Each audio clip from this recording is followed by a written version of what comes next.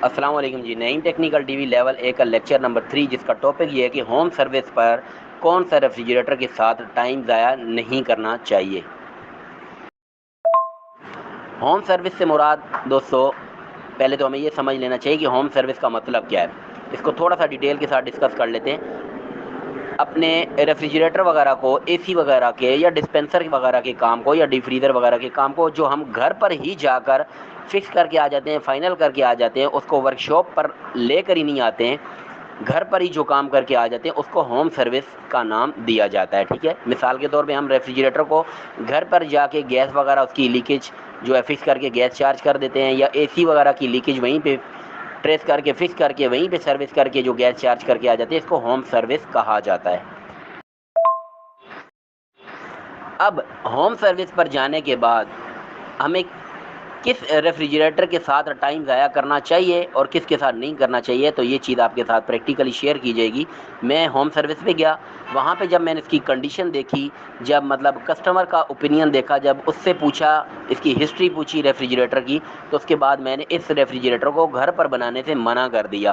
क्यों मना किया वो भी आपके साथ बताऊँगा, और आपको भी क्यों मना करना चाहिए वो भी आपको बताऊँगा। और अगर आप घर पे करना चाहें तो आपके पास क्या क्या मतलब एसेसरीज़ होनी चाहिए, क्या क्या इक्विपमेंट्स होने चाहिए, तभी आप जान छुड़ा सकेंगे। वो सारी चीज़ें आपके साथ शेयर करूँगा। तो जी दोस्तों, हम एक कंप्लेन पे जाते हैं जी, और कस्टमर बताता है कि हमारा जो कंप्रेसर है वो ख़राब हो चुका है। हमें किसी टेक्नीशियन ने बताया कि आपका कंप्रेसर ख़राब है। हम एक और कंप्रेसर परचेज़ करके भी ले आए हैं। आप काइंडली पहले वाला जो ख़राब शुदा कंप्रेसर उसको निकाल दें और उसकी जगह पे ये वाला कंप्रेसर इंस्टॉल कर दें, और अपना गैस वगैरह चार्ज करके हमें चार्जेस बताएं। हमारे उनसे चार्जेस भी डन हो गए फ़ोन के ऊपर ही। ठीक है, फ़ोन के ऊपर चार्जेस डन हो गए, और तकरीबन अल्लाह आपका भला करे 7-8 से 10 किलोमीटर हम दूर गए। वहाँ पे जब बनाने गए तो वहाँ पे जाके कंडीशन क्या थी वो आपको वीडियो की शक्ल में मैं आपके साथ शेयर करने लगा हूँ। पहले इसको देख लें, फिर डिस्कस करते हैं।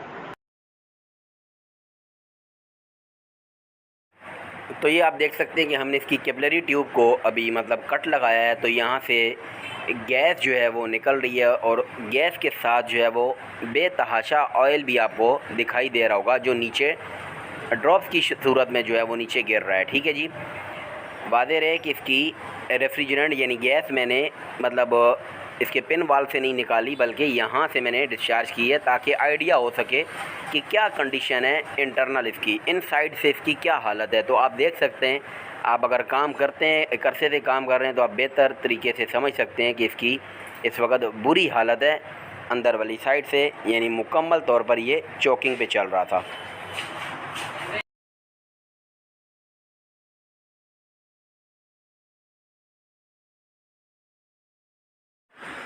तो जी दोस्तों, अभी आप देख सकते हैं कि मैंने इसका भी जो ड्रायर है उसको कट किया है, और आप देख सकते हैं कि इसके सिलिका जेल किस तरीके से आपस में जमे हुए हैं, यानी कि यह ऑयल के अंदर इस तरीके से पेवस्त हो चुके हैं कि मतलब फुल चोकिंग की रीज़न ये मतलब बनी हुई है इस वक्त। ठीक है जी, तो आप देख सकते हैं कि बिल्कुल ऐसे ही यहाँ से सिलिका जेल निकल रहा है जैसे कीमा मशीन से कीमा मतलब निकल रहा होता है। इतनी संगीन किस्म की ये चोकिंग है, और इसका जो कंप्रेसर ख़राब होने की भी वजह सिर्फ़ और सिर्फ यही चोकिंग है। ठीक है जी,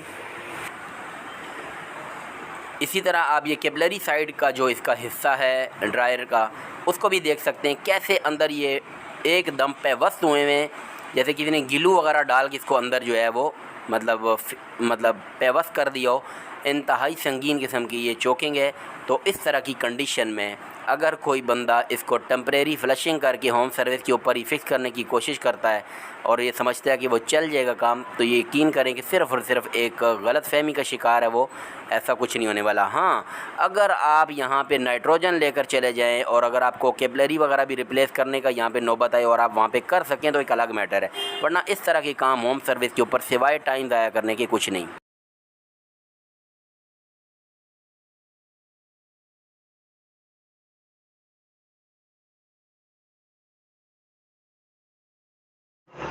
तो जी दोस्तों, इस काम को मैंने घर पर करने से मना किया। मैंने उनको बोला भाई ये रेफ्रिजरेटर वर्कशॉप पे जाएगा, इसकी मुझे फ्लशिंग करनी पड़ेगी। अगर कैपिलरी का प्रेशर वगैरह ओके हो जाता है, सेट हो जाता है तो ठीक है, नहीं तो मुझे कैपिलरी भी चेंज करनी पड़ेगी। और हमारे पास इतना टाइम नहीं है कि हम इस काम को घर पर टाइम दे सकें, क्योंकि हमारी वर्कशॉप का खर्च होता है बहुत ज़्यादा। तो लिहाजा आप इसको हमारी वर्कशॉप पे पहुँचाएँ अगर आपने सही तरीके से काम कराना है। कस्टमर ने बोला भाई आप इसको यहीं पे कर दें, हम आपको कोई कंप्लेन नहीं करेंगे, बस हमारा आप फ्रिज ऑन कर दें। लेकिन हमने माजरत कर ली, हमने कहा भाई हमने अपने काम के ऊपर कोई कंप्रोमाइज़ नहीं करना है, हमारी रेपुटेशन का सवाल होता है, हमने ऐसा काम करके नहीं देना है जिसमें कस्टमर को बाद में मसला हो। तो इस तरीके से हमने उनको मना किया। तो अब मैं ये नहीं कह रहा कि ये काम घर पे नामुमकिन हो नहीं सकता, हो सकता है, बिल्कुल हो सकता है। अगर आपके पास नाइट्रोजन का सिलेंडर हो, अगर आपके पास भरपूर टाइम हो, आप बिल्कुल फ़ारिग हैं, आपके पास कोई भी कंप्लेन नहीं है, तो आप बिल्कुल फिर फ्री हैंड हैं, तो घर पे जाके कर सकते हैं। क्योंकि घर पे भी वही टूल के साथ काम करना है और आपने ही करना है, ठीक है। और वर्कशॉप पर भी वही टूल्स हैं और आपने ही काम करना है। बस मकसद ये है कि होम सर्विस के ऊपर कितना सामान लेकर जाया जाए। बिलखसूस बात हो रही है जो हज़रात बाइक के ऊपर जाके काम कर रहे होते हैं, ठीक है। तो मकसद कहने का ये है कि इस तरह के रेफ्रिजरेटर के साथ घर पर जाकर टाइम ज़ाया करना, अगर आपके पास टाइम की शॉर्टेज है, आपके पास काम का लोड है, तो सिवाय टाइम ज़ाया करने के ये काम में और कुछ भी आपके हाथ नहीं आएगा। आप इसको आराम सुकून से वर्कशॉप पे लेके आके इसका काम करें और इसको तसल्ली से चार्ज करें, उसके बाद आपकी जान छूट सकती है। तो ये था दोस्तों हमारा आज का लेक्चर। अगर आपको ये समझ में आया हो, ये पॉइंट की और पते की बात आपकी समझ में आई हो, तो आप जो है वो अपना कीमती टाइम बचा सकते हैं। आप अंधेरे में रहते हुए मतलब ये काम नहीं करेंगे कि आप जाएं तो कुछ कमाने और वहाँ पे कमाने की बजाय अपना लॉस करके आ जाएं, क्योंकि आपने इसमें अगर गैस चार्ज की तो वो चोकिंग पे जाएगा, ठीक है। तो आपका लॉस होगा, आपका कस्टमर ख़राब होगा और कुछ भी हाथ नहीं आएगा। तो अगर आपको ये लेक्चर अच्छा लगा हो तो अगली पोस्ट के ऊपर अपने रिएक्शन दीजिएगा। इजाज़त दीजिए, अल्लाह हाफिज़।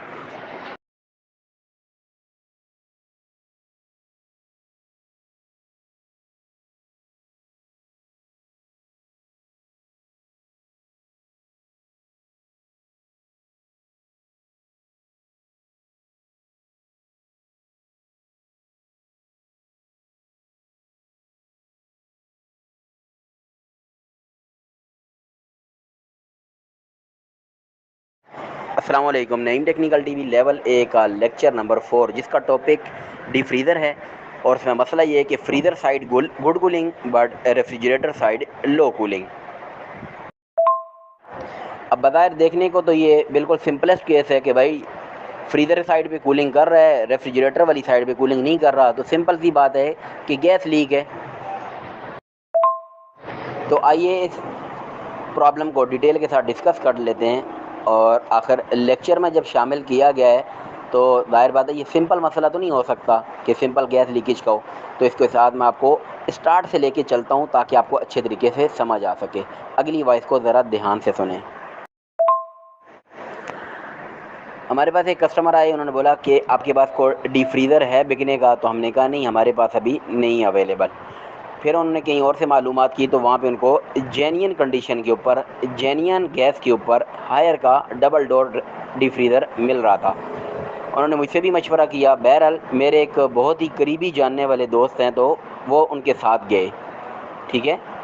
मतलब उनके रेफरेंस से उन्होंने लिया। उन्होंने वहाँ जाके मुझे कॉल की कि नहीं भाई इस तरीके से डी फ्रीज़र मिल रहा है, कंडीशन अच्छी है, जेन्युइन पंच के ऊपर उसका मतलब गैस भी है सब कुछ, और कंडीशन बड़ी अच्छी है, कूलिंग भी अच्छी कर रहा है। बस एक जो जॉइंट है ना वो सक्शन का वो लीक शो कर रहा है, मतलब ऑयलिंग आई हुई है, लेकिन अभी कूलिंग बेहतरीन कर रहा है।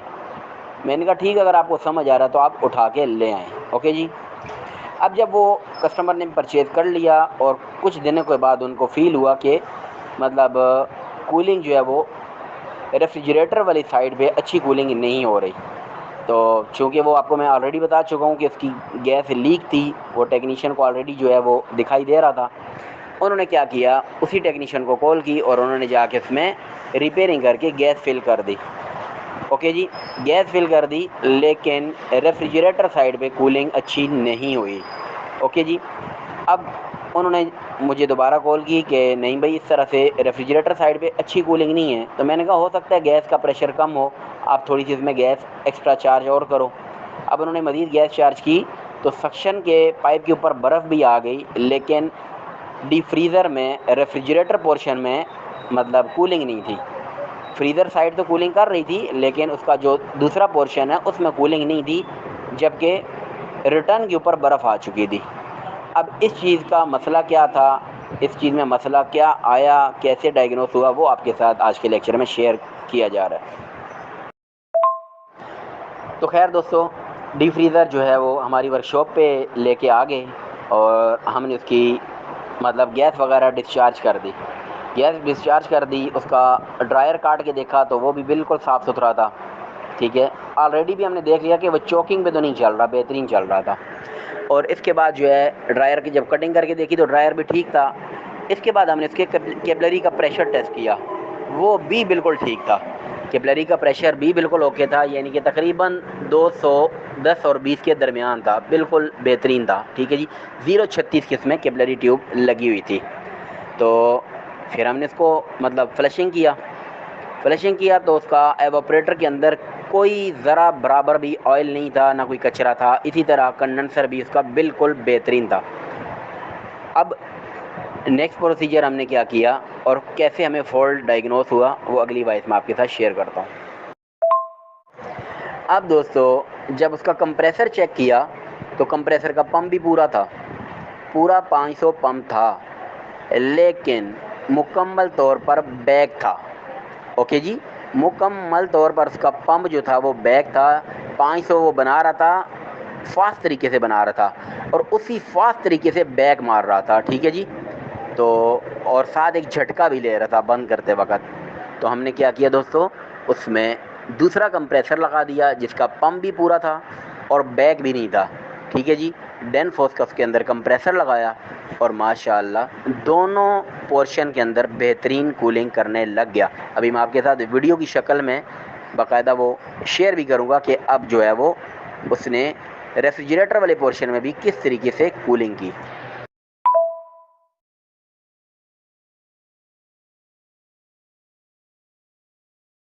तो जी दोस्तों, इस वक्त आप देख सकते हैं कि ये 0.8 0.9 एम्पेयर ले रहा है, यानी पूरा एम्पेयर भी नहीं ले रहा। और तकरीबन 7 से 8 का रनिंग प्रेशर इसमें 7 से 8 PSI का रनिंग प्रेशर है। 134 रेफ्रिजरेंट इसमें चार्ज की गई है।